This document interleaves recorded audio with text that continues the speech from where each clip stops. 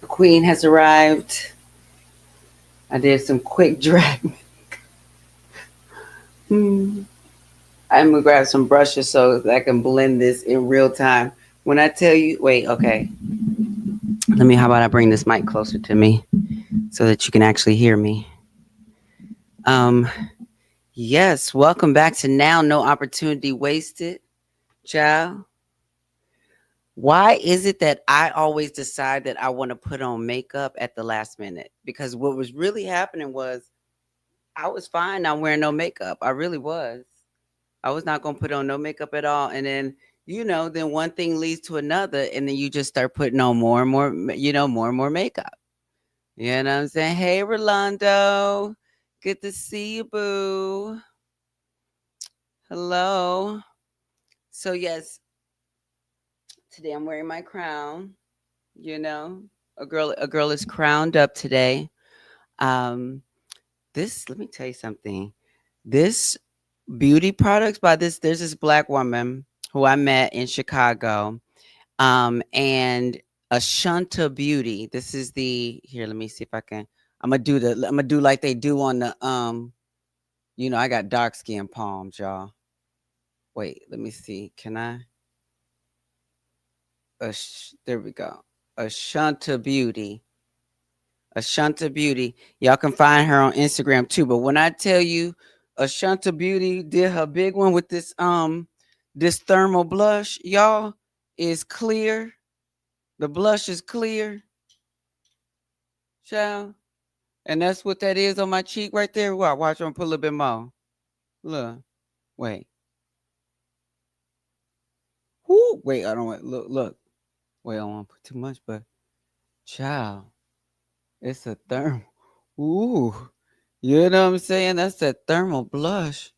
Let me blend that in, child. Ooh, that's a lot. But we're gonna do it on this other side too, cause we're gonna be a lot together.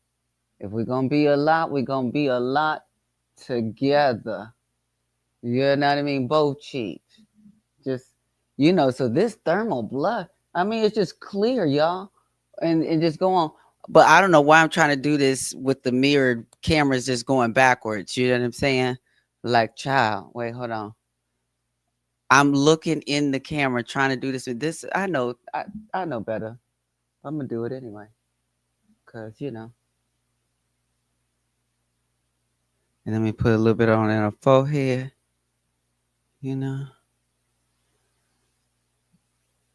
yeah, that's skill. This definitely quick drag though, because I was not planning on putting on no makeup. I was just, just doing my things. Just sitting here, doing the things. Thank you very much. Welcome back to Now. No opportunity wasted. Yeah, like totally. Like, what's up? You know what I'm saying? Um, I am. Wait, 1 second. Let me go back to the beginning. Okay, yes. Ooh, why is it not? Okay, girls, I need you to start at the beginning. See, technology, well, girl, what you doing? What you doing, sis? We saying replay. Okay, so here we go. Let's try this again. There we go. Welcome back to Now. No opportunity wasted. I'm your host, Angelica Ross, and I'm back home. I'm back home in my studio in Chicago. I just got back from speaking at the Anita B. Grace Hopper celebration for the second year in a row. And what an incredible conversation that was. I will definitely be sharing more about that a little bit later. I think I will also touch a smidget, just a little bit, on this story that's been in the headlines about Tish, who, or and this trans person who was exposing their genitalia in a women's locker room in Los Angeles, California. I'm sure folks already know where I'm probably going to go with this, but I will be touching on that a little bit later, especially because I got a phone call from a friend who goes to that gym and actually had a conversation with that person. But first off, we're going to start things off with a word from Buddhism Day by Day by Daisaku Ikeda for November 10th. And it says, quote, our lives are our own. It's not for someone else to dictate to us how we should live them.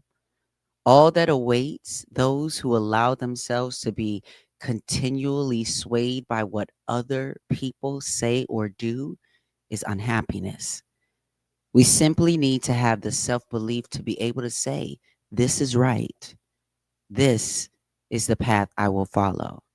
I am content. Happiness is born from such inner fortitude. End quote. So yes, what did the people say? What are you saying to me? You're like a Sagittarian version of Lauryn Hill, and she's a Gemini. Oh, I mean, my mom's a Gemini too, so them Geminis. Um, yes, a lot. Rolando says a lot of parents need to hear this and listen. Absolutely, for sure. So, so yeah, I mean, I've got a few things, I had a conversation earlier, this week, last week, I start to lose my dates and times because, but I had a conversation with Dakarai Larriett. I think I'm gonna say it better too in the interview that I did with them as well. They're running for office in Alabama, so they are also the author of a memoir entitled "Don't Flush." Uh-huh. We will be getting into what that all meant definitely soon. But also, I just want to give a little explanation of why I'm just up and wearing a crown today. Just out of the blue, just decided to wear a crown. I mean, Bay does say that I am his queen all the time. He calls me his queen, so maybe that's one of the reasons why. But no, I actually received this crown from an amazing Black trans woman by the name of Ava Davis. When I was presented with the Icon Award at the Out in Film Festival in Atlanta, Georgia, just last month, I believe it was. She also presented me with this lovely crown. So I wanted to share, what she crowned me Queen of Decatur. Angelica Ross recognized as Queen to the state degree, style, dignity, title, and honor of Queen of Decatur.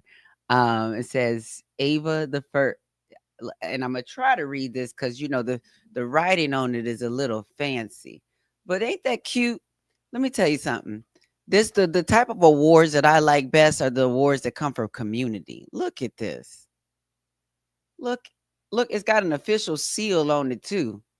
You know, look at that.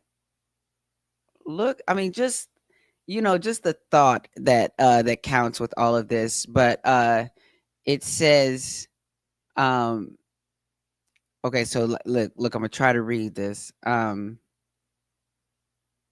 It says, Ava the First, by the light of the prismatic flame and the grace of the spirit, Grand Duchess of Grant Park and sovereign of the prismatic queerdom of, I think it says Vosges, and of our other realms and territories, head of defender of the spirit and prismatic flame, to all the persons, spiritual and temporal, and all the others, our other subjects whatsoever, to whom these present shall come greetings.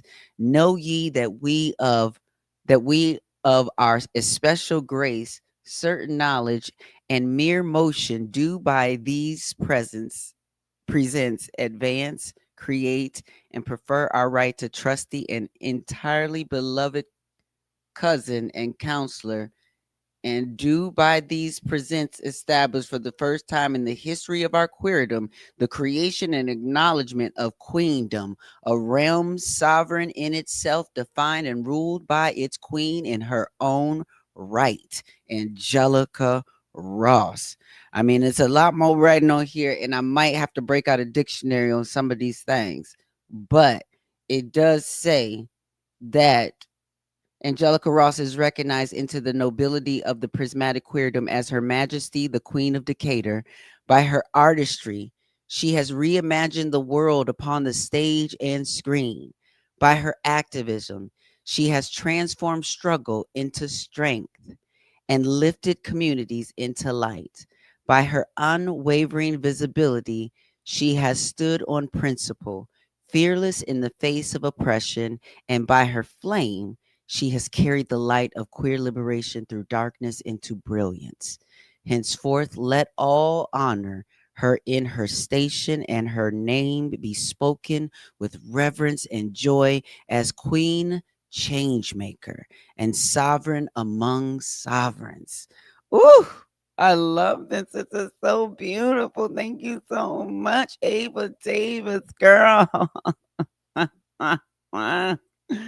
Thank you so much. This is so sweet. Yes, let the church say amen, Rolando. Yes. Yes, I am a Sagittarius. And somebody says that their mother, your mother is a Sagittarius too. She's December 16th. You're a Taurus, April 28th. You know, like I be getting into these into the astrologies because they do be I know like I don't be using Apple like I used to. So I used to have stuff like save like I had there's this thing called the Book of Birthdays and it literally has my I mean it's like it's let's see if I can see November 28th. Nope. I thought it would like so basically my birthday is November 28th and in the Book of Birthdays it has this whole thing and I know at one point I know I had posted it to Facebook a long time ago. Facebook is just a place that I feel like every time I log in, I'm going to get mugged or get my identity stolen. So like I try as much as possible not to log into Facebook. But oh look, I got a thing that Avery Wilson is performing live soon. Hey Avery. Um let me see. I'm just going to see if it's in here. I doubt that it's in here, but I'm just going to double check. Cause that Book of Birthdays, November 28th, it had me pinpoint. Let's see. November 28th.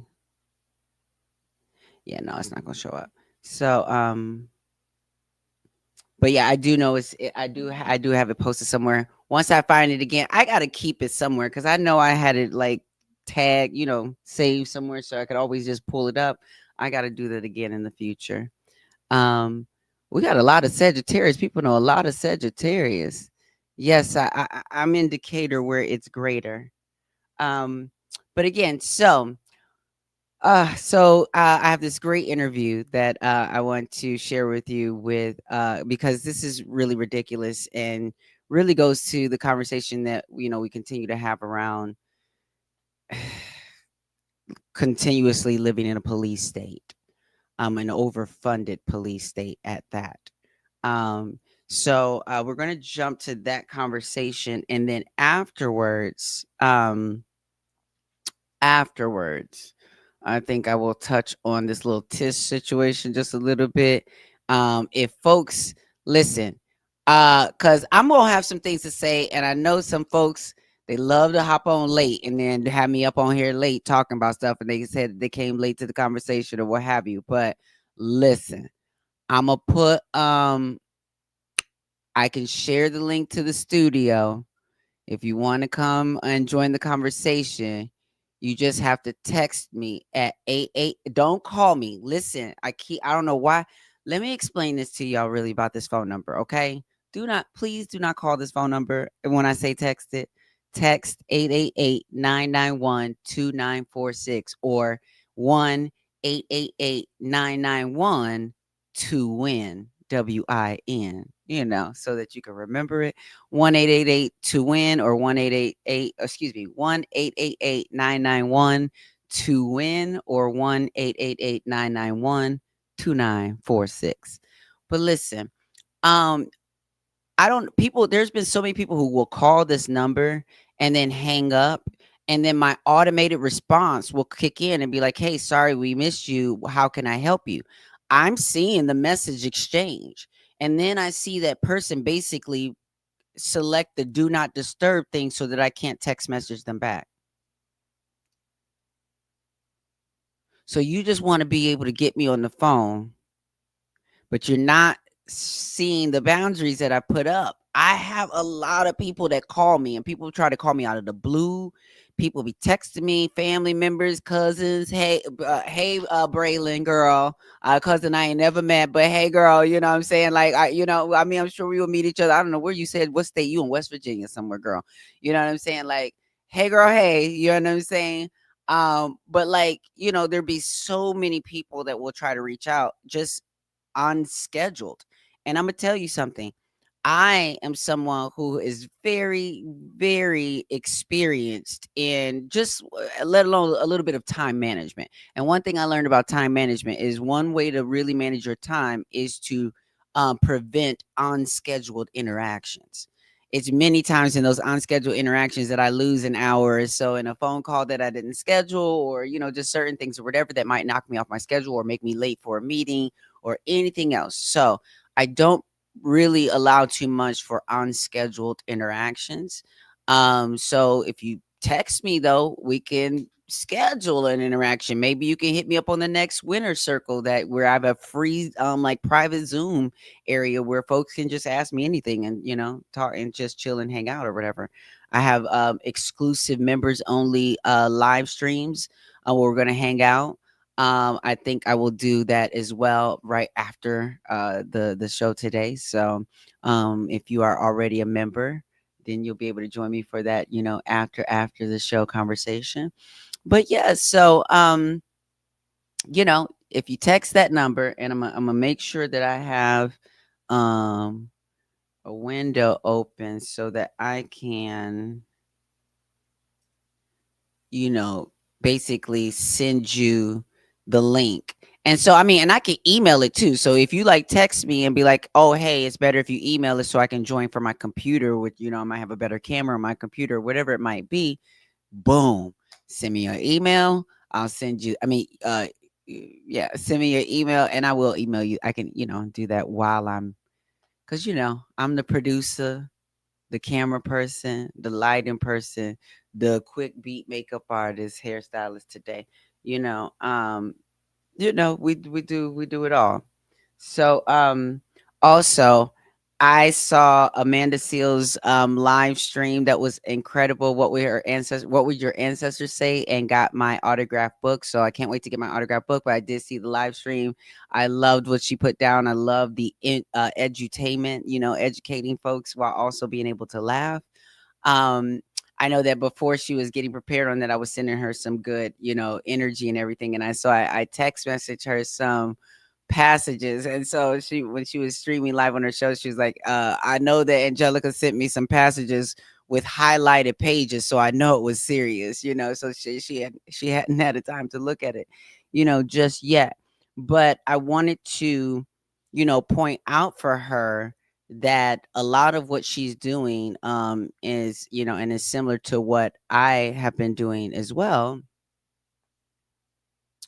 is upsetting attachments and arousing doubts, inducing a revolutionary leap in consciousness.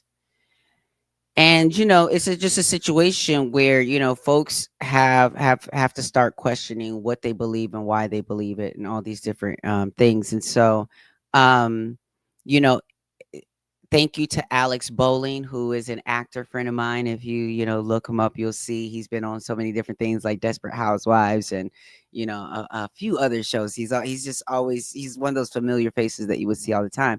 But he's kind of one of the folks that introduced me to the practice of chanting Nam Myoho Renge Kyo. Those on Instagram, you won't be able to see it because, I've got a very zoomed in view for you on Instagram. But if you want to get the full picture, you can head over to youtube.com/Miss Ross and join us on the party over there. Um, but yes, so I'm going to hide that number for now. There we go. You said the production is top tier. Oh my, thank you, Rolando. Thank you. I've been putting a little work into it. I am now, I am now basically what they call it. I'm dual streaming, so I'm streaming to multiple places. But now I'm actually streaming in portrait mode for the folks in Instagram. So they're not just seeing like a small window. They're actually going to see a little bit different of a an experience. It's a little bit better for Instagram, but I still don't think it's better than the YouTube experience. Um, they say that it's freezing in Toronto. Rolando, is it freezing for you or is it just the internet connection? Um, Somebody says John 3:16, for God so loved the world that he gave his only begotten son, that whosoever believes in him shall not perish but have everlasting life. Yes, Lord, amen. For those who believe that, I'm not a Christian and you will not oppress me and force your beliefs on me. This is not the channel for that. All right, but amen. You know what I'm saying? Amen to you for that, for sure. Um, what'd you say? Are you teaching us the commandments yet? Do you down talk to African American blacks being the what? Child, I think they didn't found my live stream. They didn't found my live stream. I must be doing something right because they have found me. They found me. Are you teaching us the commandments yet? Do you down talk African American blacks being the Hebrew Israelites of the Bible, or you don't care or promote that lost sheep? Mhm. Let's see what another comment you got here. Let's go here too. The true Jews are only African American blacks and Jamaican Haitians. Oh, you got y'all. You the one that march around in them purple t-shirts, with all the black people down the street. Is that y'all the black Israelites? Is that what I got here going on? Wait, wait. What you say? Wait, LOL. You a cunt or enemy? We got to remember you. Wait, see, listen, honey. Okay, wait, honey. Listen, Black Israel. Let me tell you something. I love whenever y'all want to like show y'all face somewhere. Let me just tell you something. Let me put this number back up in here. Text me, honey. I will send you the link to hop on here and we could talk about it. Cause I don't know what you talk about, but we could talk about it. But I got an interview to get to. But I open up space a little bit later for discussion, so you can definitely join the discussion and we can open up that discussion. Cause I have no child.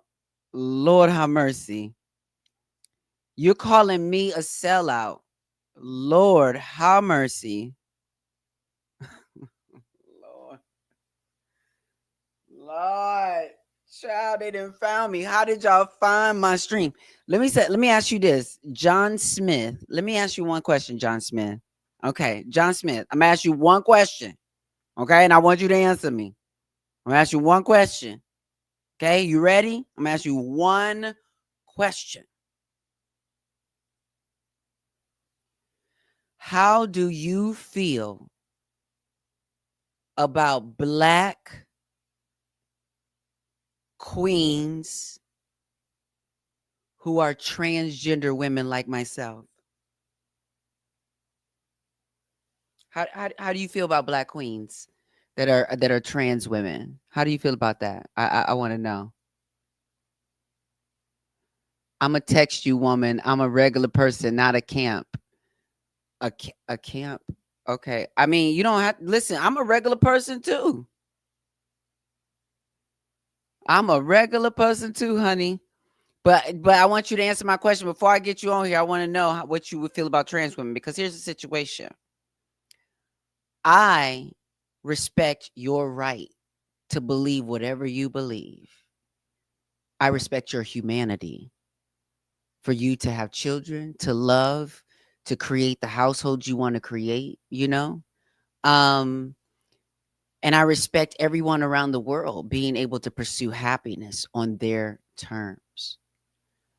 You know, I think that Folks who claim to know and speak on behalf of God sometimes are so small minded and can't see, the beginning of something so beautiful. Of you start judging people, um and where they come from, where they're starting from, all these different things, instead of uh helping them to manifest God in their lives right where they are, and to start working right where they are, through who they are, as they are, to give them the permission to co-create their lives. You know what I'm saying? And there's a lot of other things too. Like, here's the situation. Y'all are totally entitled to believe anything you want to about a chosen people.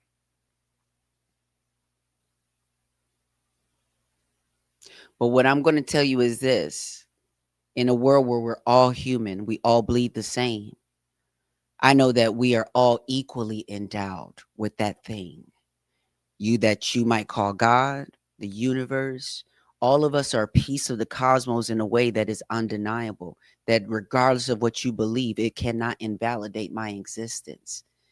Regardless of what you believe, it does not invalidate anything about how I live my life. Has no bearing.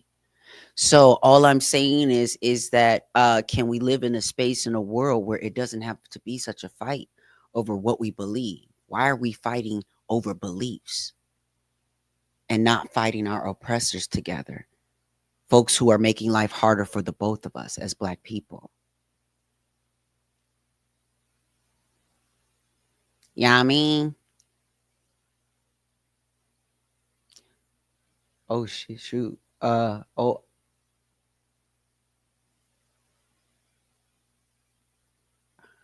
Oh, okay. Well, see, then maybe you need to pray about it. Because let me say something. He says, "Oh, I'm not mature enough." Listen, this is this is somebody. This is probably one of the chosen people who was telling me they might not mature enough. So let's start there.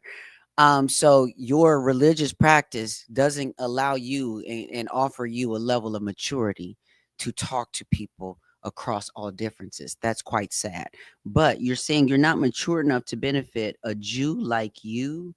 I don't know. I'm not Jewish. I'm a Buddhist. So nam yoho renge kyo on that. Because I don't know how to talk to you without having an issue. But you, our brother, we will fight for you if white people try to hurt you. So here's the situation, John. You don't want me to be offended, but you just called me brother, and you are on my live stream, and it's unnecessary. You can just call me Angelica. If you have a problem with your religion and you don't agree with this, that, and the other, well, my name is legally Angelica. So you could just do that and respect me as a human being and just call me by my name. But it sounds like you're not mature enough to have this conversation with me. And I think when people tell you who they are, believe them. So I will wait on that one a little bit. We won't be having that conversation today. Um, so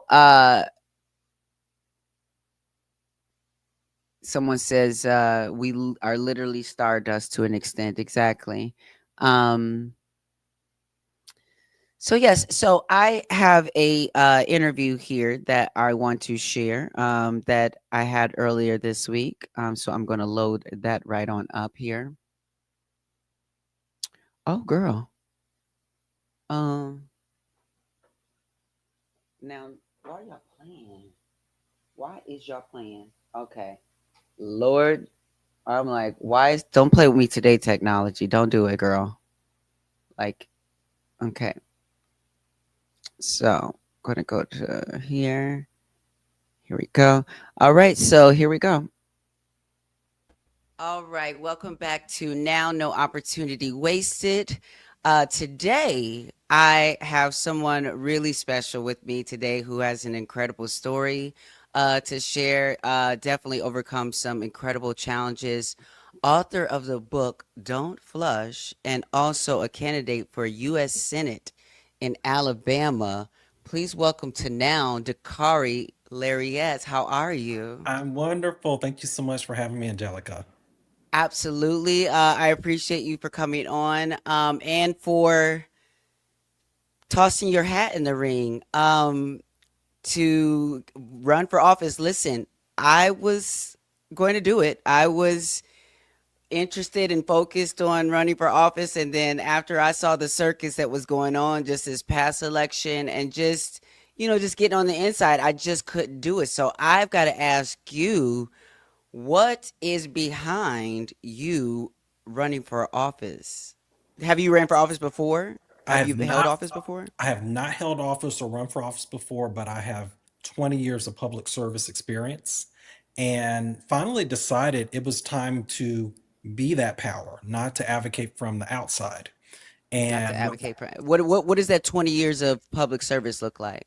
Well, you know it. Ironically, it started in the Bronx. So I was on the board of Bronx Community Pride Center and actually served with Dominic Jackson. And Oh from wow. there, got into harm reduction, working at the National Harm Reduction Coalition. And then when I moved back to Alabama, joined the board of the University of Alabama, advocating for equal and cost-effective access for everyone. So that's what I've done for the last 20 years, in addition to my corporate work. And when I was falsely arrested last year, decided it was time to get in to shake things up and change the rules to create a more fair society. Was it in Alabama where you were falsely arrested? No, so it was actually in Michigan. So it's so funny Oh, because that's people, right. That's right. It was in Michigan. Yes. right, people have this idea about Alabama. I'm like, most of my experiences with racism and homophobia happened outside of the state, frankly. And so I was driving through the state of Michigan when the incident happened. Wow. I actually had an incident driving through Michigan too. I was going to speak at a university there, and a cop pulled me over and totally interrogated me for no reason. Wouldn't tell me really why he pulled me over. Now, for me, as someone who's experienced something like that, I was reading that basically when you were pulled over, they were accusing you of being on some sort of substance, and even went as far as to give you all these kind of tests that ended up negative, saying that you weren't on any substances, but you still ended up arrested. Yes, so it was crazy. It started with this moving yardstick. First, it was I was violating traffic law, which I've never done before, and I have a clean driving record. Then it was you're drunk and that they smell something fruity, which I later realized was a homophobic slur because there was nothing in my system and I did not smell of anything fruity or of alcohol. Mm-hmm. Mm. Tested negative in handcuffs at the jail, not even a breathalyzer. And then they still jailed me and said, well, you need to sober up for marijuana. And how could they even assess what what was their what helped them come to the conclusion that you were on marijuana?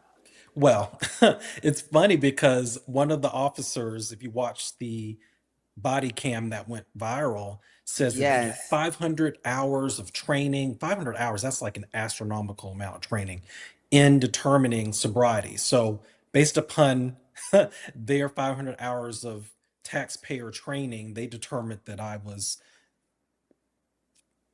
driving under the influence.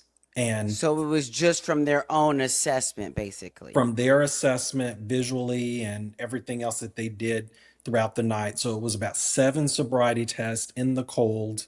This is April 10th in Michigan. So it's basically still winter.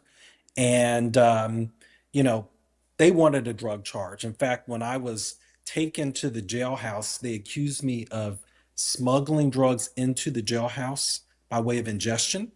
So I was forced to use the restroom publicly as the trooper George Kenya yelled at me, "Don't flush," which became the name of my book. At any point, were you thinking, or did you say like no? Like, I want meaning like I wonder for you, were you feeling as if like your rights were being violated and that you knew that and objected to all the things that were going on, or did you feel like you had to go along with what they were asking? Mm. After decades of the talk as a black person in this country, I knew that I just had to get through the situation alive, and then I would lawyer up and get justice. So I tried to be as compliant as possible. I tried to say as little as possible. The only thing I can recall saying no to was when they started asking what medications I'm on. I'm like, too much. Because I knew at that point this video was going to go viral. It's I just knew it's it. like HIPAA. They're violating the HIPAA. Yeah. Yeah, I was by just like, we're asking for not your putting medical that out there. records. Yeah, Yeah, I was like, yeah. we're not doing that. But other than that question about what medications I was taking, which was totally irrelevant, I couldn't think of anything else that I denied. But it's interesting. When the troopers were plotting to plant drugs in my vehicle, which is caught, You can see it on the video. Oh, is it and now that's their body cam video that's that catching is all of their that? body cam video. We think Like how stupid. they may have released it to us by accident because they spent about 5.5 months scrubbing the body and dash cam videos. And remember, you're getting like two from each officer and then different angles. So it's very easy to get confused. And I can't really speak to their competence. So, anyway, we get all of these itty bitty videos and we piece them together. And there's about a 5 minute clip. 3 minutes is the troopers searching through their vehicle for something, with the flashlight, back seat, front seat, side panel, trunk, under a box, in a box. And then one trooper comes around to the back because, again, I'm standing out in the cold. And the trooper goes, something sounding kind of like drugs. And then the other trooper responds, yeah, I don't think I have any. I had a stash in here somewhere. I don't know where it's at. He's going to refuse anyway. And then they get into the car. Again, I'm standing outside by myself in the cold. And they go, yeah, he's going to refuse anyway. Search warrant. So they were going back and forth about how to get into my car, so they could drop the stash. And so they just finally, one, couldn't find it, and then two, realized I probably was too sophisticated to allow them into my car. Wow. So, I hear you when you say, as a black person who has had that conversation from our parents that know how things can easily go left and fastly go left.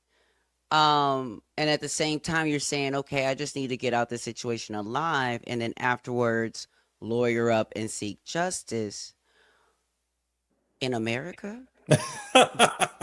Right. Justice. How naive So, was I? so, so, and the reason why I say this, because I just actually finished doing a play in a run of a play in New York called Freedom Riders, and it was called 12 Angry Men and Women, and it was based off this thing where it talked about 12 different stories of police brutality, um, and there was this kind of theme throughout of justice in the sense of, and I noticed with like the character I played, Frances, who was in she testified in Congress when she was in the army, that she was raped and like all these by these white officers, but they didn't believe her. She all this kind of stuff. And and her not getting to experience justice, and us seeing over decades, over centuries, really, that this system rarely serves up justice for us. What was your confidence level at that point, and what is your confidence level maybe now of that you will actually see justice? Oof. I love that question. I was 100% sure that I was going to see justice, and with all the evidence that I had, right? And that was even before the video. I had contemporaneous notes, I had a witness, my friend who's in the passenger side, and all of the test results that came back negative. So we started our initial complaint, we did the internal review, it was a sham. And finally, our final recourse was to sue civilly. And even with the video evidence, zero support from the local politicians all the way up to Governor Whitmer's office. Basically, everyone did this. We don't have jurisdiction. And this is a legal matter. Then we get weeks away from our day in court, and the officers invoke qualified immunity, and the judge buys it. So, case dismissed. Qualified immunity Yes. for how? What do you mean? I don't qualified immunity. Yes. So the troopers argued, and the state police, argued that they were doing their job and they were stopping me because of a traffic violation, and that I exhibited signs of being under the influence. And sometimes mistakes happen. And the judge literally said that I was suspicious for driving at 3 a.m. and that, it's very unfortunate what happened, and that I probably wish the night had gone a different way. You know, and it's unfortunate because when you say that, I immediately think about the judgment that was placed on Jussie Smollett for being out at 3 or 4 a.m. to get Subway or whatever it was when, number one, Subway's open.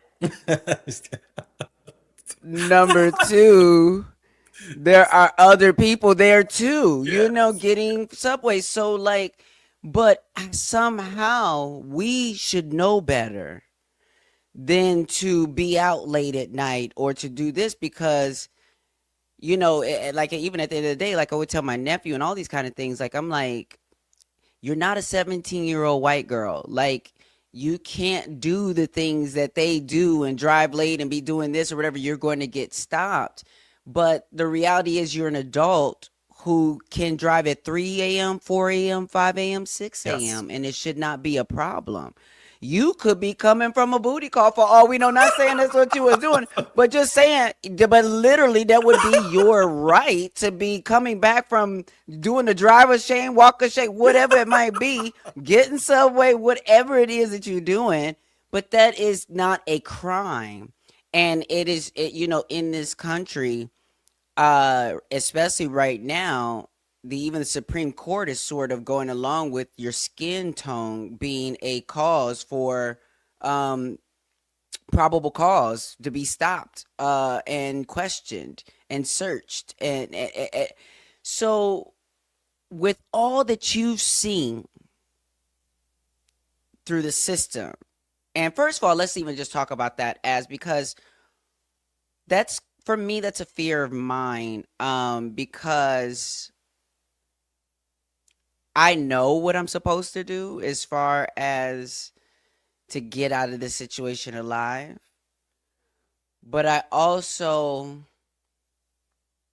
have this indignant, place in me that, and I don't know. Sometimes I feel like I don't know how I will always respond, especially had you ever been arrested before? Had you ever been inside a jail before? Oh no, I had never had a negative interaction with the police before at 42 years old as a black queer man in America. So I was incredibly sheltered.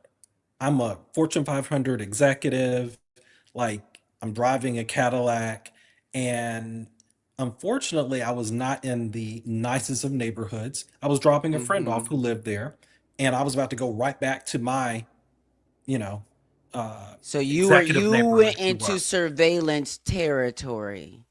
Yes. And I just was completely oblivious to all of that. And it was the most shocking experience. And if you watch the video, you can see there are parts where I'm just like speechless. Like I just have I never did. had this interaction before. I actually looked and I was like, I was wondering if there was pause at certain time because you just seem so stuck. Like, what is really going on here? Yes. And then how long were they able to hold you? I spent a night in the jailhouse, and my driver's license was confiscated for 2.5 months. 2.5 Yes. So months. what does that mean? You can't fly, you can't rent a car. You're driving with this piece of paper that says basically you were caught doing a DUI. Now, I was supposed to get the results within 2 weeks, remember? 2 weeks. Fortunately, I had $100 to bail out. I didn't have to sit there for 2 weeks. I called and called and called the police force every week for months. And they said, well, we're working on your test. We're working on your test. Meanwhile, once I finally got the FOIA evidence, learned that they knew that I was negative within 10, 15 days. So it was just the cruelty of it all, right? And And then cruelty is the point. it's a point. So 2.5 months later, I get my driver's license wrapped in a piece of paper, no explanation, no call, nothing. So I'm like, I guess I passed. Yeah. Wha- I, wow, and so when you spent that night, were you by yourself? Were there other people around you? Like, as someone who the reason why I'm asking you about this experience is because, as you say, you are corporate exec. You as a black person, quote unquote, you're doing the right thing. You're living, you are doing what you're supposed to do to not get caught up in the system. And how does that,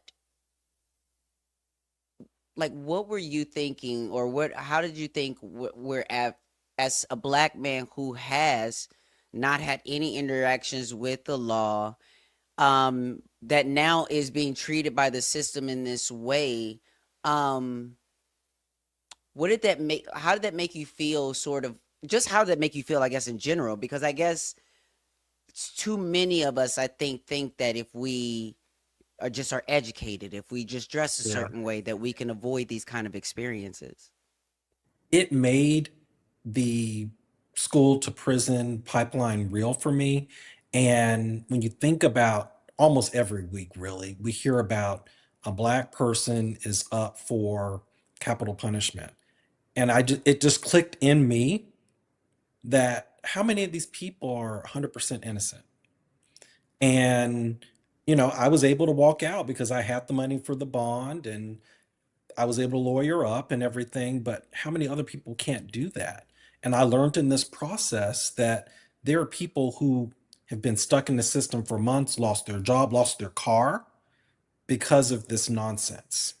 So right now too, what does, from what you're seeing in this country and what you experience, talking about losing your driver's license for a couple months, we know that some folks end up dying in custody before they even see their day in court. Um, what is due process in America? Is there such thing today as due process? We're losing it. And that's why I've authored legislation that I call the Motorist Bill of Rights. And it's a three-part, it's very simple. It says we need to agree federally across the nation on what is a probable cause to stop someone because way too many fishing expeditions are happening and people who look like us get murdered. Two, if you're doing a sobriety test, we need a scientific test that we all agree upon to determine sobriety because again it's a fishing expedition. I learned later from analysts that most of the things that I was instructed to do can't really determine sobriety anyway. Some people are off balance, some people have, you know disabilities that impact their ability to do some of the tests, some people can't count, whatever. And then finally the release of information. So most police forces now have body and dash cam.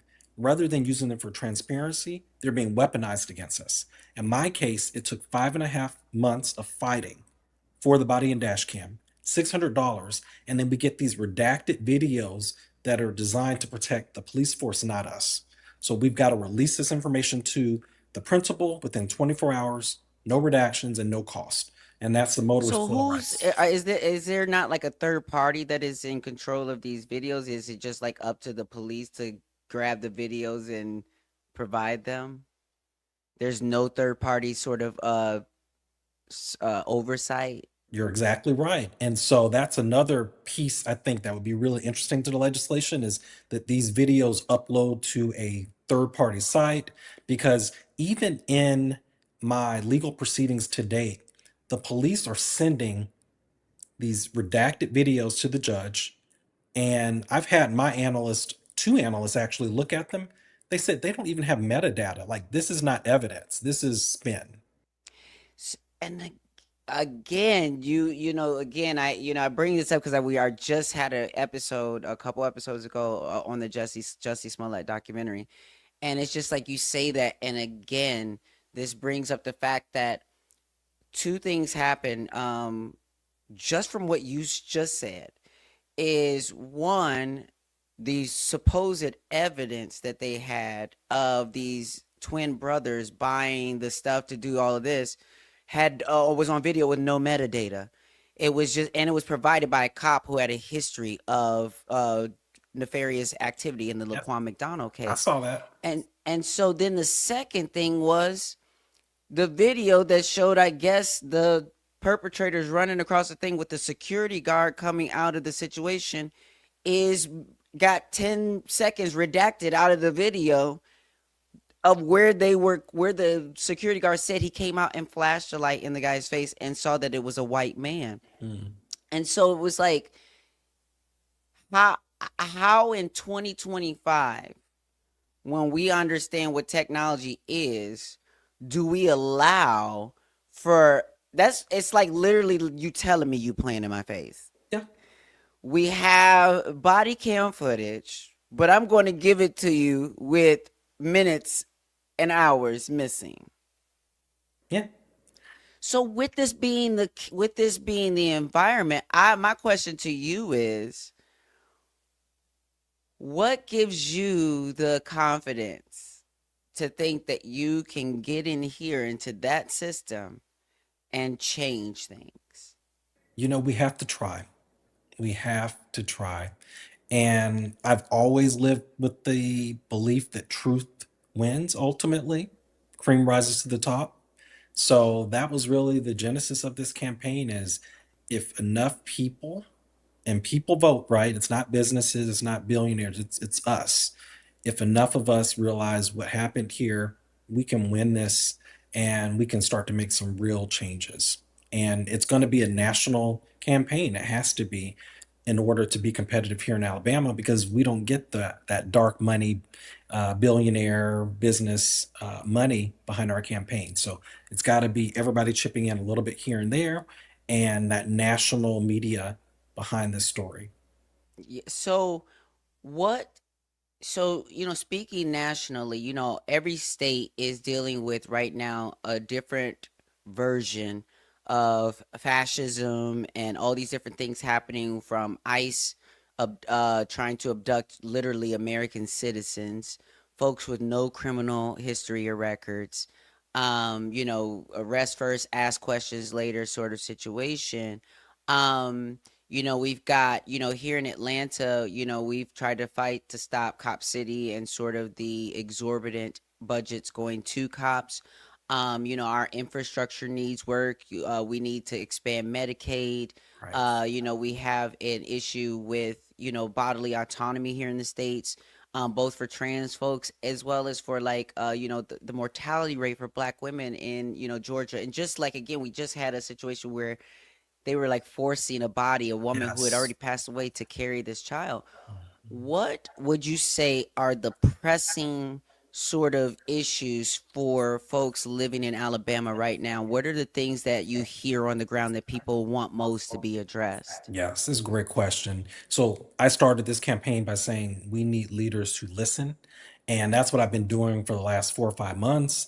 And it is unsurprisingly kitchen table. So it's education, healthcare, the economy, and more. I was a leader on this criminal justice reform. So I think we kind of reconnected on the Alabama solution and that documentary, which is just blowing up and revealing our school to prison pipeline and then the abuses within our prison system. So that's an area that I've really been leaning on. And I've written some legislative proposals around. So you believe in reform? In the criminal justice system, absolutely. I believe that there's some very low hanging fruit that we can tackle, making them places where people learn job skills and can come back into society and contribute. Drug treatment, so fewer than 5% if Alabama's prisoners are actually treated for addiction, they actually get worse because many of the corrections officers deal to them. So there's a lot of work to do in that space. So that's what. So I want to even tap on that. Like, do you believe that what you're describing is criminal behavior? To me, it sounds like a health issue. Oh, yes, I agree with you. And I think if you have 18 hours of downtime per day, that's a perfect environment to actually get treated. Yeah, but you know, if the environments aren't conducive for healing and because again, some people go in like I think of the sweet soul Khalif. I think it was Khalif Browder. It was a young man who ended up taking his life after he got out because just being in the Yeah. space changed him, did something to him, worked on his mental health, and he wasn't even supposed to be there in the first place. Yeah. So, to me, like when I think about reforming this system and all of that, I think about what and who is criminalized in the first place. And if we have the accurate responses, to treating people who need help, Yes. versus locking people up into a space and now giving them a label of felon or criminal or something that they have to carry for the rest of their lives. Do you see a space in Alabama for alternative solutions to that prison, to that school to prison pipeline? Like, Oh, what yes. do you see other solutions? Absolutely. So, yes, thank you for that question. So, here in Birmingham, they are making mental health a really huge priority. And a lot of the work that's being done by Sheriff Mark Petway, um, as well as other individuals in the county, is siphoning off those two things: criminal activity and mental health breakdowns. And it really is going to come back to that second pillar in this campaign, ensuring that everyone has access to mental health and that we don't criminalize a health issue. Yeah, because that was the other thing that sort of like really kind of ticked me off a little bit. I was watching the news the other day and I saw Mayor Andre Dickens on television talking about I think they were talking about in Atlanta there was a man that was arrested because his family sort of tipped off that he was going to be going to the Atlanta airport to quote unquote shoot it up. Oh, And so they end up arresting him there. I think it was a white man. And the immediate conversation is going to like mental health and to, funding for mental health services and what have you. But to me, I think that there's a bit of an ableist approach and piece of this conversation because I think too often people who struggle with mental health issues get sort of blamed or labeled or seen as potentially violent for those reasons okay. when it's not just having mental health that makes someone you know uh able to commit those crimes or what have you, so it's like it is there's so many other things that racism, the things that people play into this country that trans people are taking their somehow affecting their lives. I don't know why Yes. people are even debating about trans people One because I less don't than know 1% of the population. how that even affects their grocery prices, all these other things. I have no clue. But you have people who get fixated into these spaces, whether and get into like a cult like fashion under MAGA or under evangelical or under all these different things. But yet we want to go to the conversation of mental health. And so sometimes I feel like it's an easy bar to reach for when there are real systemic things in play that even exacerbate mental health things for folks. Sure. And when black people are having mental health breaks, we're seen as a threat, in a way that there's so many people who have not come out alive from the cops being called on someone who's having a mental health episode instead of someone calling the doctor. Yeah, I totally agree with you there. And it's so interrelated. I call it a virtuous cycle of We've got to create economic opportunity for people so that they're productive, they have readily access to mental health and education. It all works together, and the cycle is broken here in Alabama. Do you think that in your lifetime right now and in the time that you are, you know, looking to jump into this ring of politics, do you see that marriage equality is on the docket to be attacked? How do you feel? Do you think that this regime is going to be successful at rolling back more things on their checklist of Project 2025? I think they're about what 60 something percent through in 9 months. So they have been incredibly effective, and people should not underestimate Donald Trump. I think that ultimately on the marriage equality issue, I want to believe that's settled, and I can't believe the court would overturn that. But let's see.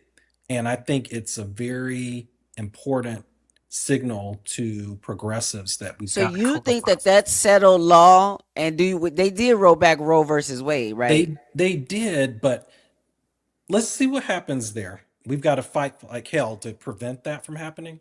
But I feel that for most Americans now, they've moved past that. I don't know if that's the same issue that it was 15, 20 years ago. Wow. Even for evangelicals, you know, our Treasury Secretary is an openly gay man. Donald Trump has appointed ambassadors that are openly gay. It's not as exciting as an issue to attack anymore. Let's see cautiously. Interesting, interesting. Because I know I just saw a black woman running. I don't know what state she's running in, but I know she was just open about her discrimination against gay couples, against discriminated against someone for being gay in employment. Mhm. Um, we see those attitudes across the country, really, whether they are, overt or not. It's in the policies, it's in many of the policies. It's in even them trying to remove access to prep and study for HIV, and the CDC taking a big hit. There's a lot going on in this country. And I now do you know the lay of the land as far as your opponents and the folks that you are running against? Like, has it been Republican led before in the position that you are running for? Yes, for the most part, yes. Now, interestingly, Senator Doug Jones, a Democrat, held this very same seat and won it in 2017. So I'm trying to win it back for the Democrats. But my chief opponent on the Republican side is a man named Steve Marshall. So he has really made his campaign about anti trans issues, Mm. representation, bodily So what affirming is your care. response when because this is my thing that I have had issue with. I've had issue with the fact that conservatives, the right, Republicans have doubled down, have spent so much money in attack ads on the trans community and making trans people the boogeyman. Right. What my issue so much from the Democrats was the deafening silence in their response. When your opponent is running ads like that across the board on anti-trans, on anti-immigrant, whatever, all the things that the stance is, what are your response to all of those things?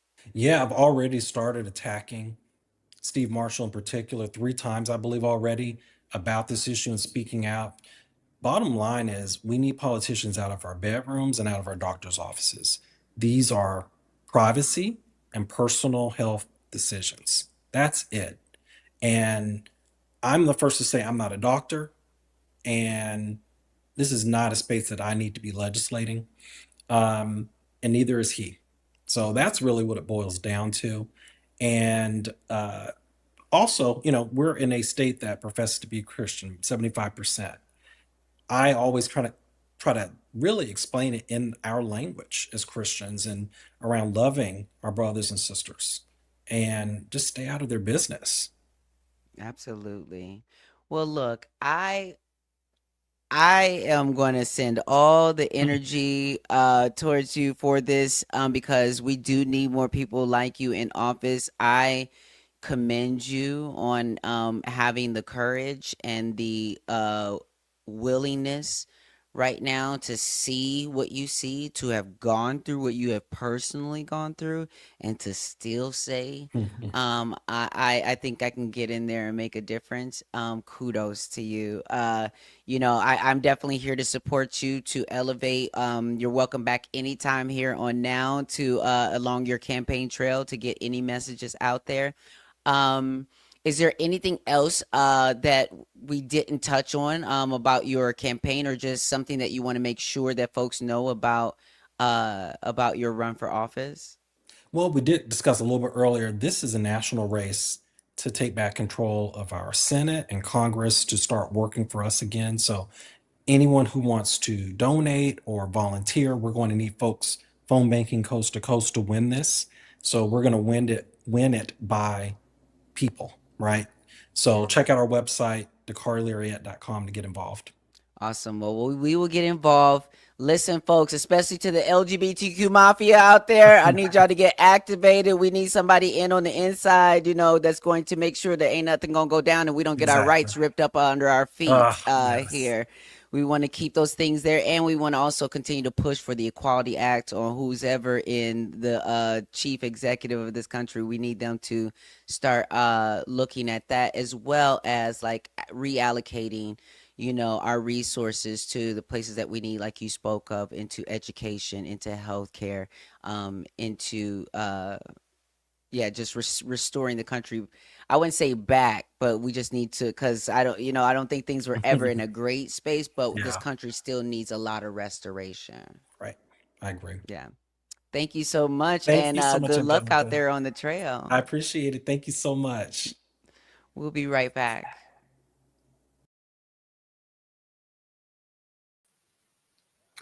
All right. So I hope you enjoyed that conversation with the new homie Dakari. Yes. Don't flush, child. Like, these cops is crooked. You know what I'm saying? And if we didn't have these body cams, we wouldn't even know half the things that we know right now. That's wild. That's absolutely wild. Um, so there's a few things I'm going to touch on before we get on up out of here. So, child. So I didn't heard about this conversation about this trans person who was in the women's locker room and at LA Fitness, causing a ruckus. And what we saw mostly were these videos of a black woman going off about this person being in the locker rooms, but also talking about men with big, I say, I mean, I know I can say it on my thing, but I'm just like, is YouTube gonna get me if I say the D word, but big D's, saying that they're making them feel uncomfortable and all these different things and what have you.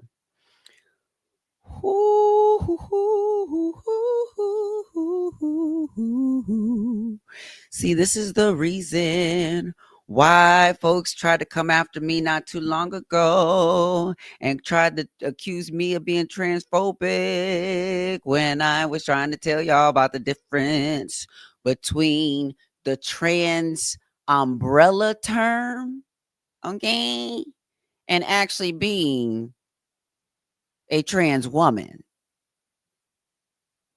who would then be in those women's spaces and moving accordingly.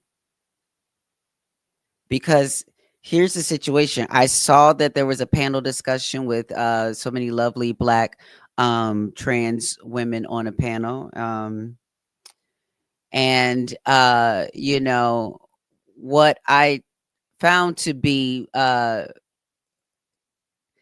a waste of time. I think. Well, I mean, I guess it's not a waste of time because T.S. Madison's YouTube channel is monetized, so definitely not a waste of time. You understand what I'm saying? She's gonna definitely get a coin from that conversation, and maybe the girls will get a little piece. But other than that, have no clue why Black trans women are even talking about this.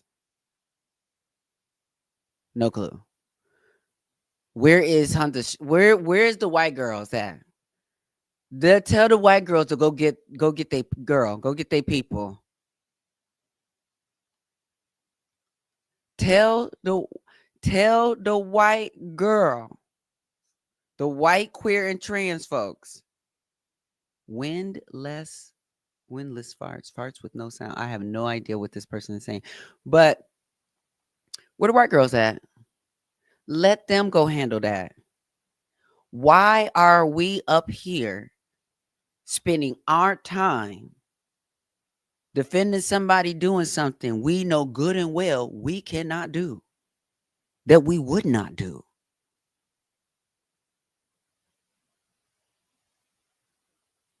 We know this is what's the wildest thing about the situation is that a friend of mine called me up and told me about this story. I hadn't really heard about it, but a friend of mine called me up and told me about this. And what they told me was that as a Black trans woman, they also go to the gym. But they kind of just go in, they don't mind, they mind their business, they work out and they leave or whatnot.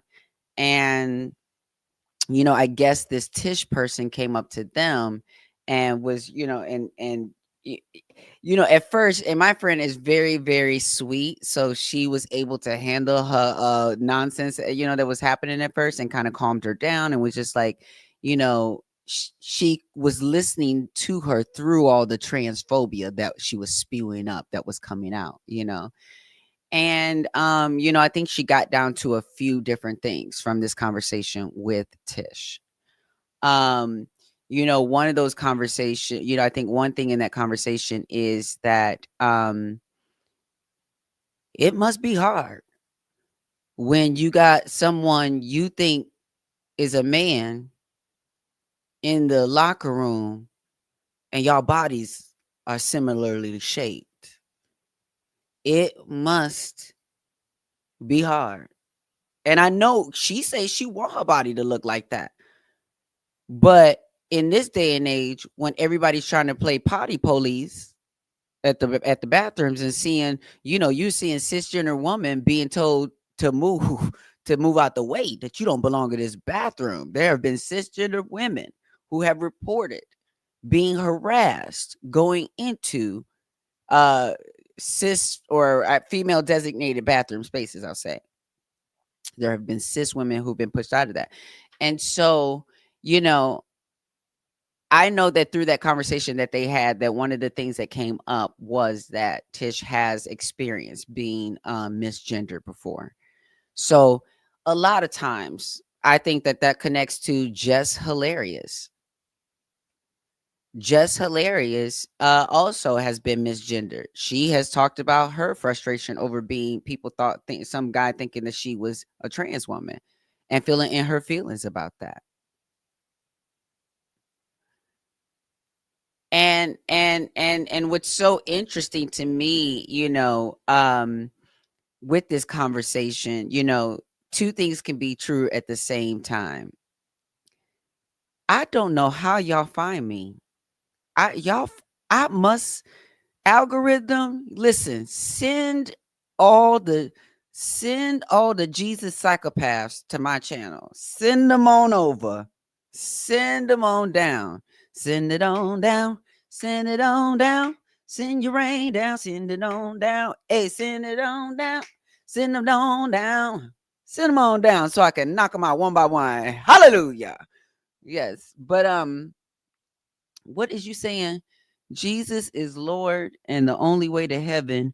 We need to make sure he's number one priority in our lives, every area of it. Without him, we will always be left empty and miserable. God bless you and chat. Jesus saved Javon. Javon, listen, honey. You got the wrong channel for that. Listen, I love you, but listen, Jesus ain't the only way because I'm a Buddhist. You on the wrong channel. Okay?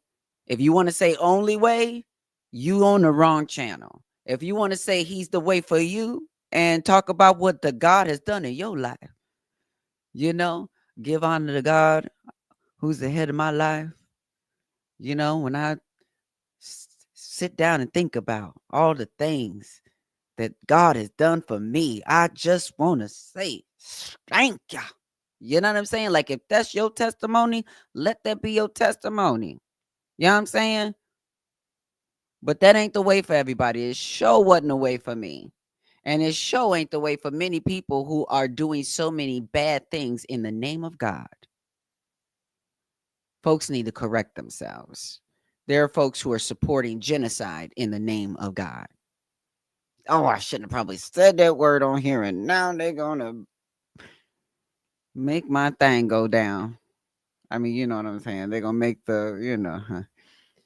Um, Just hilarious. Would you say Just Hilarious has spoken about it being misgender, which is why a lot of her statements on the community are wild. Yes, it's really, really wild because again, when someone has experienced being misgendered, they should know some things. How and so ever. How and so ever. That trans person that went into that women's locker room, I think needs to be arrested for sexual assault. To me, that's like sending me a dick pic I did not ask for.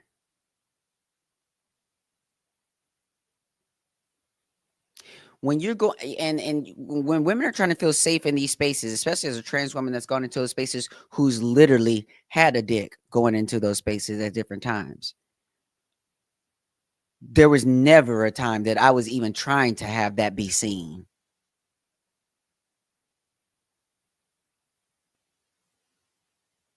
That's just where things are right now. And this is where this oh and this is where we split the road. This is where some of us in our community be splitting the road because folks don't understand that a lot of times when it comes to just like in beauty school or pretty much with any of most studies that you study, there is theory and there is practical. There's the theoretical and there's the practical. And there are a lot of white queer people who have been antagonistic in with their theory of how things are supposed to go.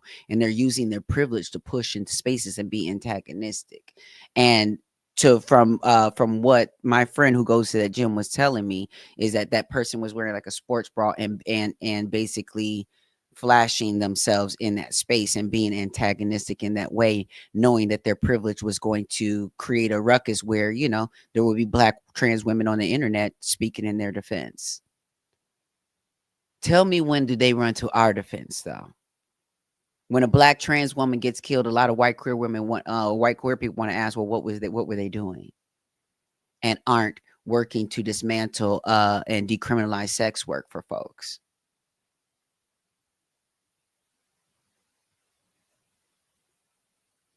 During this day and age, when there's such a big attack on trans people and they have ran ads, Republicans, folks, just us minding our business, and they're running ads calling us the boogeyman in the bathroom, and then you want to go and do this? Girl, you're not even in community, which that's why this is why people need to understand the difference between the technicality and the theoretical about it. Yes, this person's trans, absolutely, because they fit under the trans umbrella. That's not a trans woman. That's not a trans woman. That's not a trans woman. That's someone who is trans under the umbrella that is fitting somewhere in that spectrum and blah, blah, blah, but they ain't hit woman yet. Sorry. I know y'all keep thinking, I know what y'all gonna think about this. I've been in them gyms, I've been in them places. And all I'm trying to say is I don't like if I'm not expecting to see a dick in the spot, I don't want to see a dick in the spot. Just like when I'm talking to someone and I'm receiving text messages, I'm not just expecting to see a dick pic pop up on my phone. That's sexual assault. And when people are being antagonistic with their genitalias in a space and not just going and minding their business and doing what they have to do, you understand what I'm saying? And this is what another black trans woman was telling me, who actually goes to that gym, was saying, witnessing this person being antagonistic. But folks want to all of a sudden want to quickly run to this person's defense because they fit under the trans umbrella, not understanding everybody under the umbrella ain't marching in the same parade. You understand what I'm saying? They just not. Some folks are in it for clicks and giggles, for clicks and clout, for to to shake. Listen, it's like a loke, and I love a loke. You know what I'm saying? Here's the thing: there's so much about the way a loke even shows up as a non-binary person or whatever that really shakes people's understanding. It is somewhat sometimes is somewhat, and to me, antagonistic, to me, in a good way, in a way that is not violating someone it's not violating someone sexually. It's not you know forcing someone to experience a sexual act, or doing, it's not doing different things. It's having you see someone who doesn't look gender traditionally woman in a dress with hair and doing all these things. Girl, what's the problem? You know what I mean? And I think Alok has helped us to really have conversations to push our understanding around those things. And I'm really all here for that kind of behavior. Putting that, doing that kind of stuff in a locker room where there also might be young women in there as well. Like, I do you have to be 18 to go? Like, are there young women that go into the Gold's Gym as well, that with their parents and stuff like that as well? Like, that's just, to me, that's inappropriate. It's just inappropriate. I would not want to see a dick swinging around. I'm sorry. And that's what I'm saying. I love Alok. I love, there's so many things, when Alok, when I first met Alok and was being in community, there were so many trans people and women who were really not feeling Alok, and really felt like they were confused in the movement and so many different things. And I have to say that Alok really even challenged my own understanding of so many things. And so I really have learned so much from them. I really, really have. And I think that they have so many beautiful perspectives and things that they've added to this conversation. So I'm so grateful for their contributions to the trans community. But when it comes to this person is acting out of community, because this is not what the community knows, that this is not something that we can afford to do right now. This is not that's not it. That's not the move. And this person is acting out of selfish, whatever, hubris, ego, whatever is happening. It's not in connection with anybody in community that's telling them that's okay. Who told them that they could just go on in there and be doing that? Like, just have them. Oh, ain't nobody need to tell them because they white. You understand what I'm saying? They nobody need to tell them nothing. They white. They can do whatever they want to do. Because if anybody say or do anything about it, they're gonna have a rah rah rally behind them.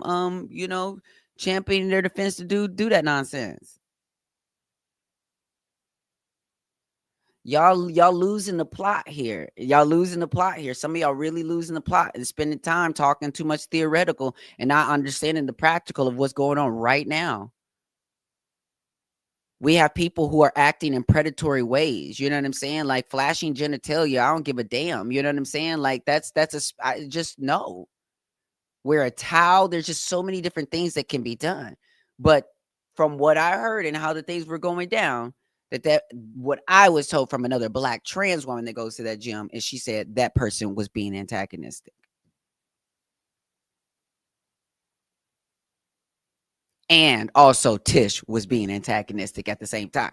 You understand what I'm saying? So two things can be true at the same time. You met a transphobe, you met the right transphobe at the right time, and then you want to be antagonistic in the space and wave your dick in the space. Baby, so whatever your beef might even been with her, I don't want to catch strays. I don't want to catch a stray. I didn't come here for that. You know what I'm saying? And of course, we get in, we do our things or whatever. But you can't. Well, that's not. And people know in our community, we are moving forward so that we can have the right to exist in spaces safely. And that doesn't mean just our safety. That means being able to participate in community safety. That means making the other women around us feel safe too.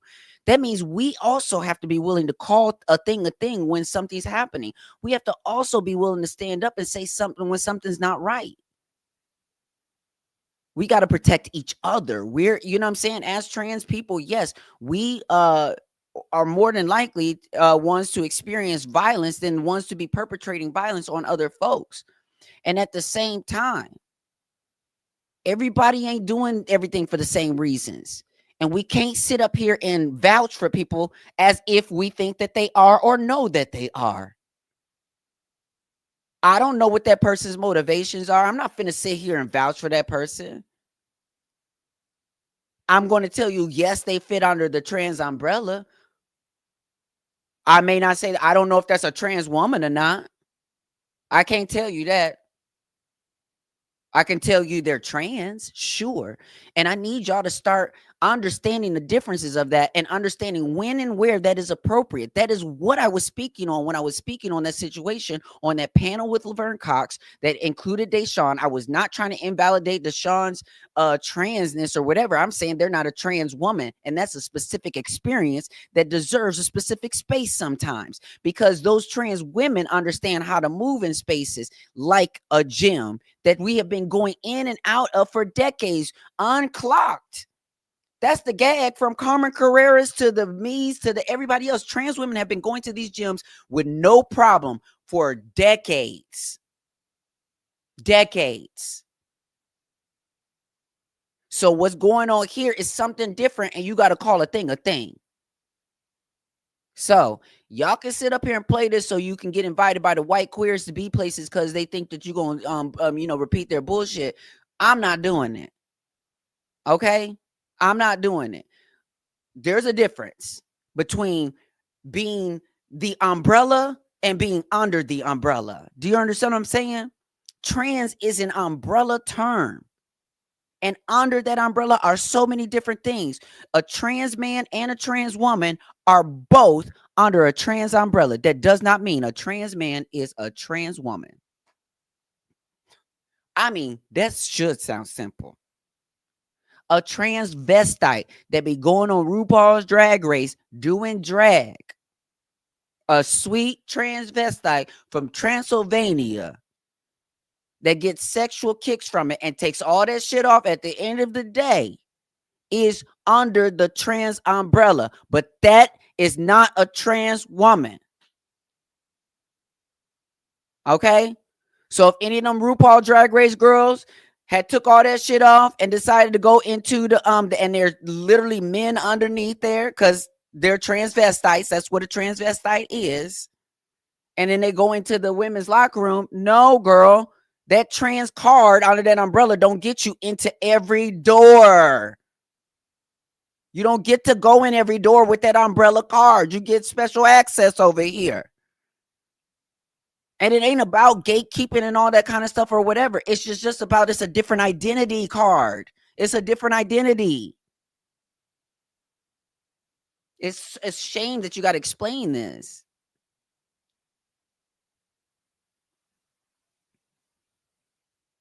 A shame. We are under an umbrella as a community. And I would love to be in places. I love going to bathrooms where I love my favorite bathrooms to go to are the ones where they have the doors all the way from the top to the bottom. You can't see nothing in there. Ain't daylight getting up in that. You know what I'm saying? You go in that thing and I feel safe. Can't nobody see under, up, need nothing. And then I come out and it might be a man, a woman, a trans person, and a dog washing their hands. No problems. But I sure as hell don't want to see nobody dick in that space. It's a separate side, I think, sometimes for the urinals or whatever they be doing or whatever. They be over there for the people who got them things and want to use them. You understand what I'm saying?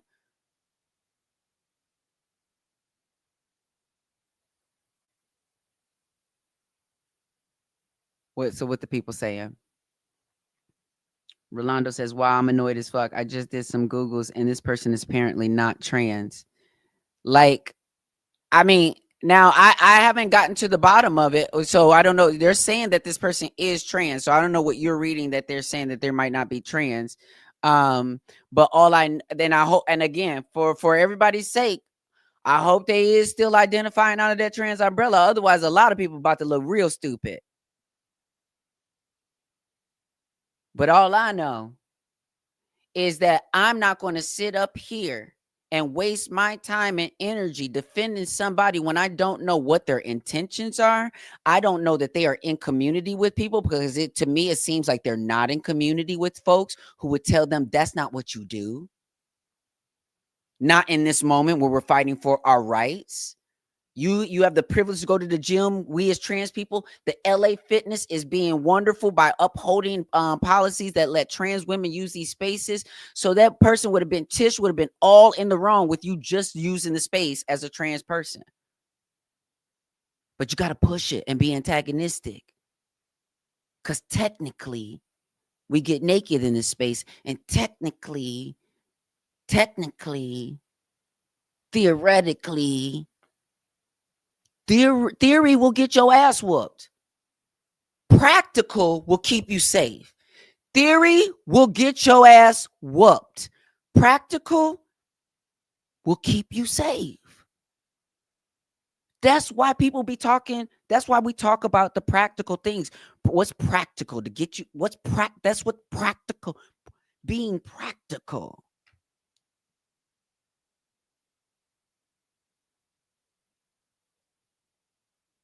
Somebody said queer. I'm gonna get off here in a second. Queer, just men's different. It was a term used for men that like to dress as women, but specifically it was for men that like to wear lingerie. Yeah, I mean, I don't know about all that. I mean, because I know that I love queer. I love queer. I love queer. I love identifying as queer.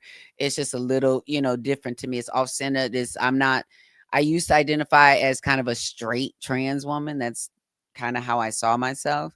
But I am so queer, and I'm so grateful to have discovered my queerness. Yes. Who is talk? I'm in your walls. What walls you talking about?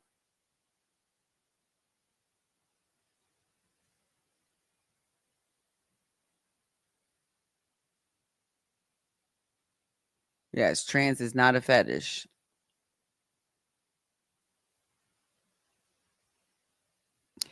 Somebody said, let's see, Rolando says, they're so damn annoying because people already act like there is no difference when there is. This person's overstepped, not cool. Yeah, no, absolutely, absolutely. And the thing is people want to sit up and get on the internet and then have smoke for trans women. This is why I know, because this has been going on for decades, and I feel so sorry for the girls, because for so long the girls really been warning everybody that this was where this was going, and I was really trying to push, because there were so many girls who had a hard line about this non-binary conversation, certain things, and I'm trying to tell them, like, look, we're trying to educate everybody to understand how we all belong in this. But I understand some of their fear and all these things because of how some of these white queer people be moving through these spaces, and all they do is end up making it harder for black and brown people, because they can go back to Hollywood and Los Angeles, wherever they're at. And now, because Tish is black and she's rounding up all her black people and her music friends and these people, and taking the moment to sell her music and do all these things and get the Shade Room and all these other blogs involved in the conversation. And now it's just making more labor for black trans women who are getting now up on the internet talking about it and trying to defend her. I don't know why. Y'all stop that. And then also, then you got people, then folks again trying to say, like, as if we are like them, as if we move like them. We have had such a hard time trying to have a conversation within the black community to make them understand that being black and being LGBTQ are not mutually exclusive, because the ways they talk about gay and trans is as if there's a benefit or privilege for black and trans people, and not understanding that there's a completely different experience for us in this mug.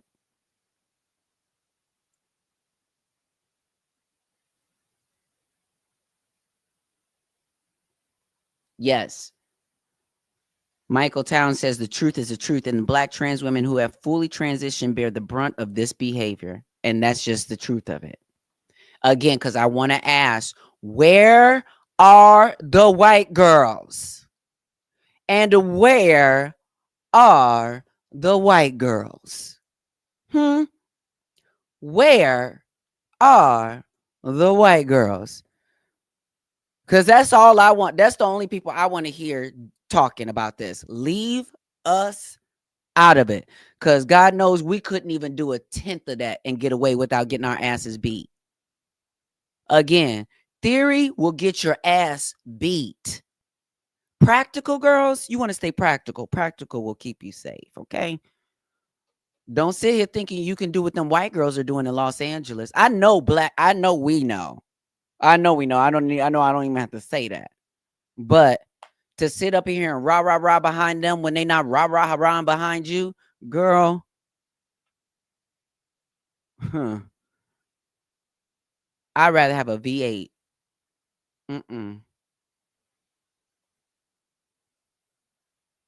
Somebody says it's annoying as fuck because she's a lesbian and where will she be if not for trans women being on the front lines? Exactly. So, again, two things can be true at one time. Like this lesbian woman has gone overboard. She's a turf. She's definitely a turf. I actually also spoke to India Moore, who said that I think that she had some words with Tish as well. And Tish was just completely disrespectful to India Moore, calling her a nigga, this, that, and the third, blah, blah, blah. And like just, just she had no respect no matter what you look like. And again, this is what the girls are trying to tell you. The girls who are getting up on there and talking about and rah rah rah behind her, they are correct. At the end of the day, these turfs don't give a damn whether you pass or you don't. They think you're all men. They think we're all men. So we could start there. I do understand that. I completely get it. I'm not confused there. So again, I'm not trying to gatekeep on that experience. What I am saying though is, how about we move in a way that tries to keep us all safe? It's like having people be in the community and someone moving and acting in a wild way in an environment that's really, really dangerous and cautious and doing things that are making it unsafe for the entire community.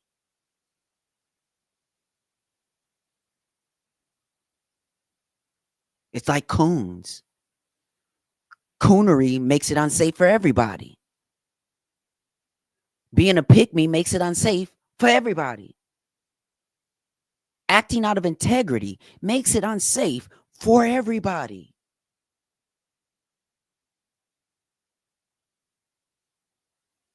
So this ain't community.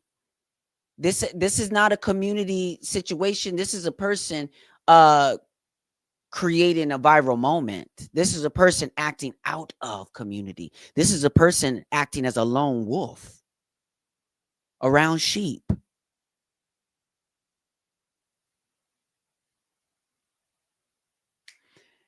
Anyway, so I'm just going to end on this note and just say what is Rolando says, J.K. Rowling out here fumbling a multi-billion-dollar Harry Potter bag because she wants to be a turf. Exactly. Because who watching that?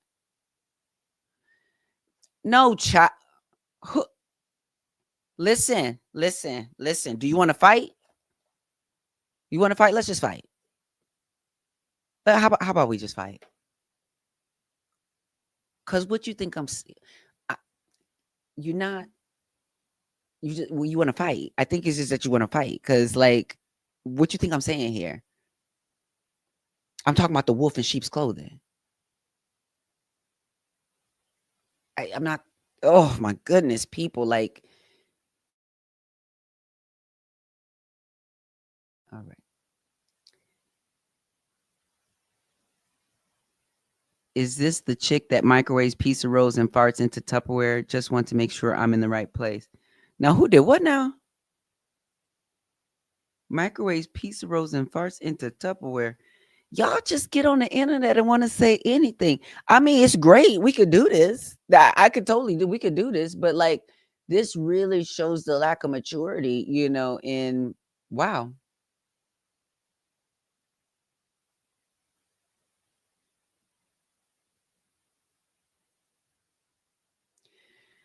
No, okay, no worries. Listen, I know. Okay, don't worry. Listen, sometimes I'm a little slow too, so it's fine. But what I'm just trying to say to you in general, it's not me calling women sheep. What I'm saying is, in general, is that you know we we are literally in a situation where Republicans are making up stories about people who do nefarious things under the banner of being a trans person. And everybody in our community knows that that's just not doesn't seem to be a real thing because we that's not where none of us be at. It's not as a community member, as a person who tries to get a job and do their day-to-day things. That's just not where our mind be. We be so trying to just avoid violence and do different things or whatever. What a privilege it is to walk into a space with your dick out. My God, on today. My God, on today. I didn't even walk out with my dick out at home by myself when no one was around. Now I know that's another, conversation and that's something else and blah blah blah whatever. But all I'm saying is, y'all know we tuck. Y'all know we tuck. You understand what I'm saying? So for the 2 5 minutes, 10 minutes, whatever you moving around in these spaces, ain't no reason to be dangalanga swangalanging. Ain't no reason to be doing that.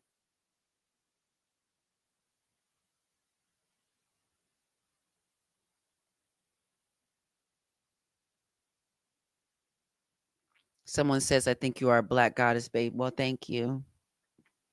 I'm a goddess and a queen, you know. Thank you.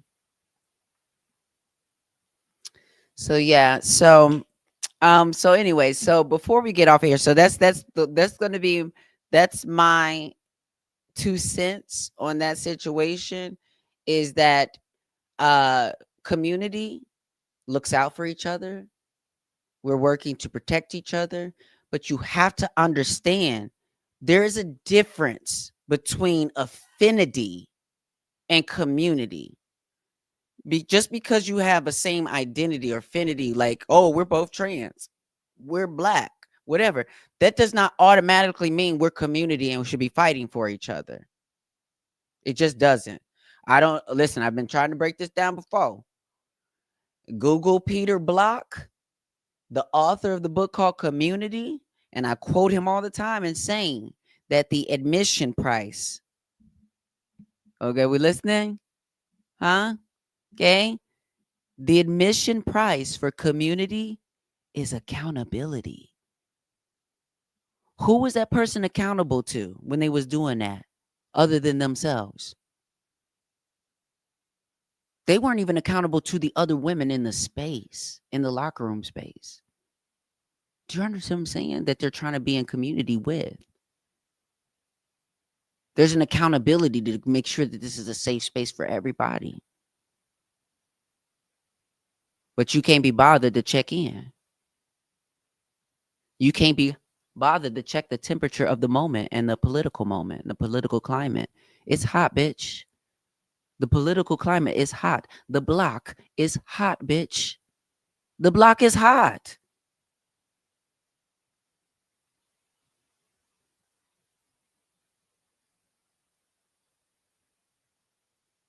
It's wild.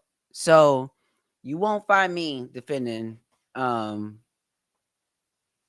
uh that person. I think that they should consider pressing charges on that person because I think that they were I think that that was sexual assault. I think that they might have been trying to be sexual assault, like again showing your genitalia unwarranted or whatever the case is to people is sexual assault. So I mean I don't know the particulars around that situation, but in that situation, huh? Depending on how that went down, that might allegedly be sexual assault. Is all I'm saying. So I'm going to move on from that conversation. And I'm going to move into our Buddhist breadcrumb for the evening, so I can get up out of here. But again, I am reading from the Wisdom of the Lotus Sutra. I am reading from the Lotus Sutra, Wisdom of the Lotus Sutra, and there's this part in here that has just really been on my heart, and I, like I said, I sent it to Amanda Seals as well. Um, and basically, it is a chapter on upsetting attachments and arousing doubts, inducing a revolutionary leap in consciousness. And what he says is that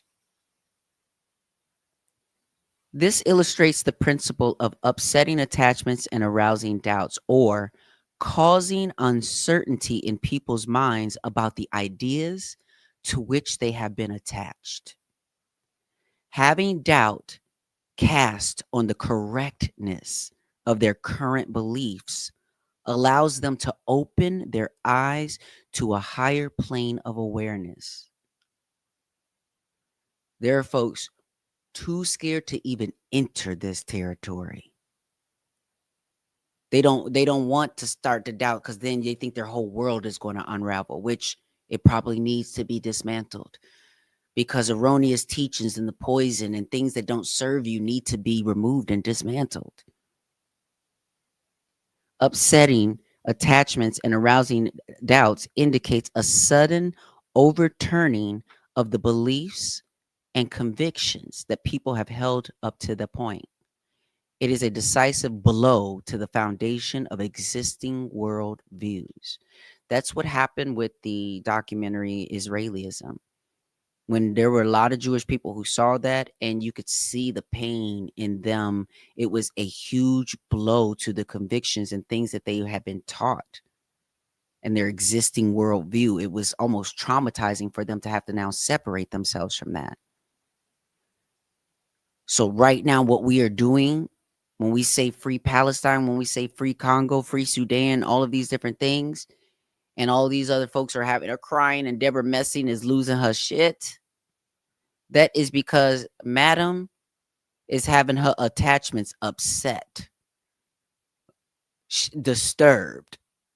Her whole, her whole everything is disturbed. Miss Deborah Messing, it needs to be on watch.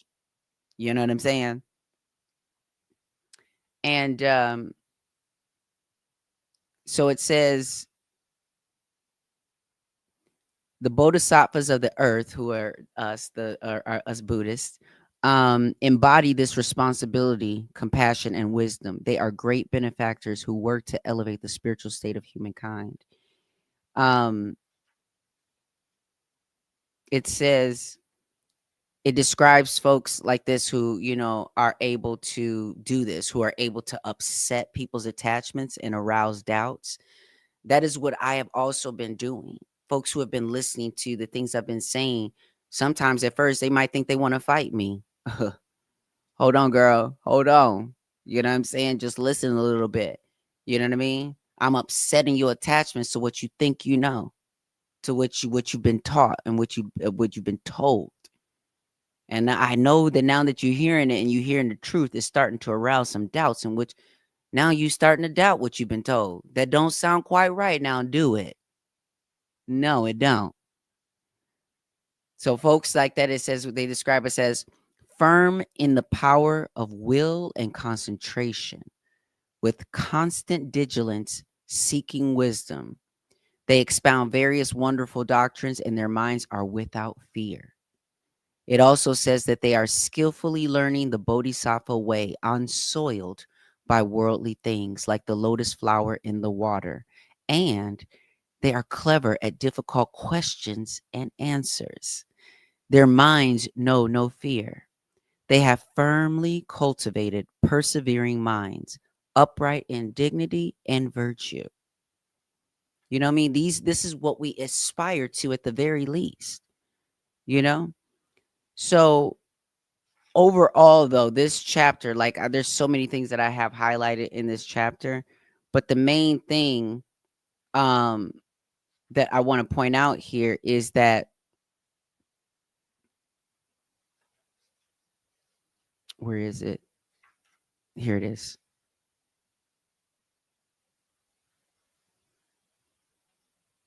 Okay, here it is.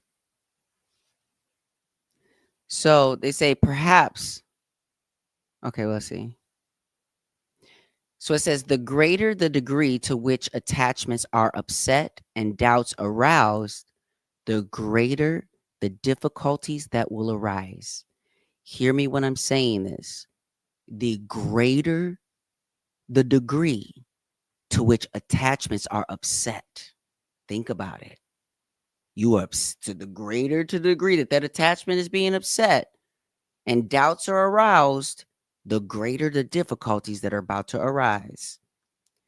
We are implementing the principle of upsetting attachment and arousing doubts on a global stage. Never before have people been so oblivious to their own existence, nor have they looked down on themselves so inconsequential and insignificant as they do now. Convinced of their own insignificance, people have ceased to even question things. They live complacently, unquestioning. Such spiritual sterility makes people smaller still. The teaching of the Lotus Sutra, however, breaks down the petty limitations that people set on their lives. Put another way, while partaking of a state of life of boundless joy and completion, a bodhisattva at the same time takes action to advance, to ascend even higher, and to lead still more people to enlightenment. In other words, in a state of incomplete completeness. So, that's the word for today that I'm gonna leave with you. It's definitely going to be a rough road ahead, Rolando. Folks are really, really attached to yeah, it's definitely gonna be a rough road for Miss Deborah Messy. But folks are really attached to some things that are really poisoning our culture. They're attached to entertainment and news and things that are poisoning them and poisoning our culture, poisoning the way that we think about each other. I went to a restaurant. Shout out to the people at First Watch in Decatur. They know I love to come in there and see them. And I sat at like the community table where you don't really have a reservation, you just sit with other people. And there were some other white people there talking about some stuff or whatever. And talking about Trump and this, that, and the third. And, I was going to stay out the conversation, but then I got in the conversation and I kind of started, just breaking down some things, but breaking down how, both Republicans and Democrats obviously have blood on their hands and have responsibility to take for the mess that we're in right now. Um, but what was great was that when we finished that breakfast, they were really, uh, I told them that I was trans. I told them that how I'm treated in this country, how I've become a target in this country. There seemed to be some empathy from these two white men sitting at this table, who I felt a little conservative air from initially. I don't know what, complete flavor it was, but all I know is that by the end of that conversation, there seemed to be some understanding, and at least in my humanity.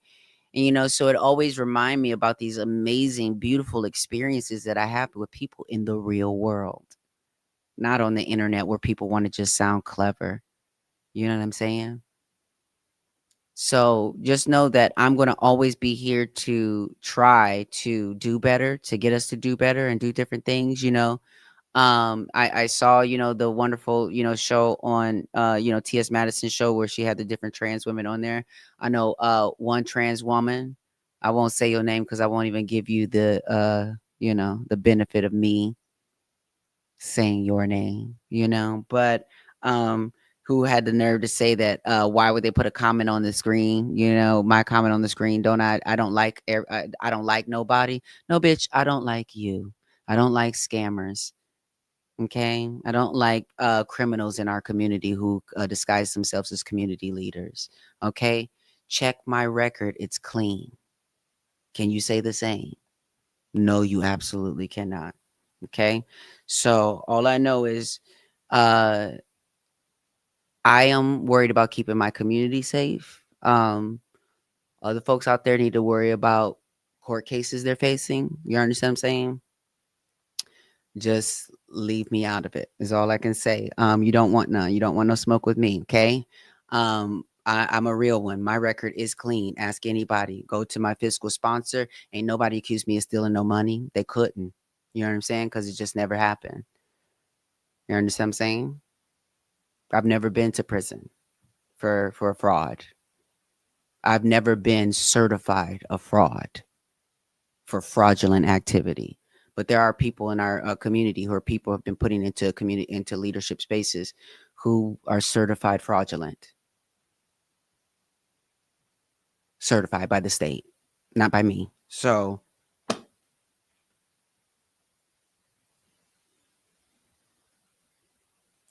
yes, my hair has black roots.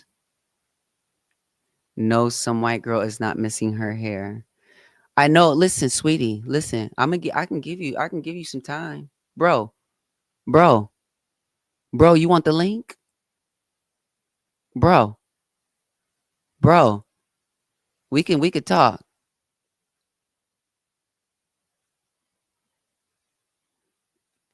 Look, I just people are so dumb. But anyways,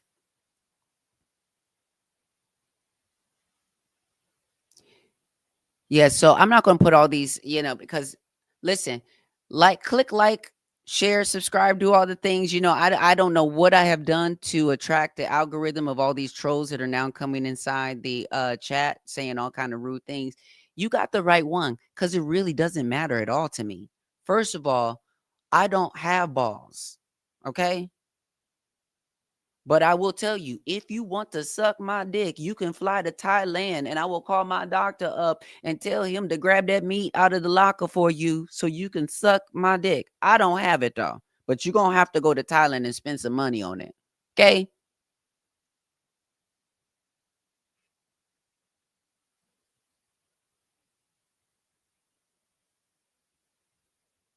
And that's on what? That's on period. Do, do, do, do, do, do, do, do, do, do. All right, y'all. We're going about to get out of here. I think do I have my outro video on here? At least I can play my outro music. Where my outro music at? I know I got my outro music on here somewhere. Where my background music at? So we can get that going out. I got to here we go now. All right, y'all. Now, it's been a great show. Have a great evening.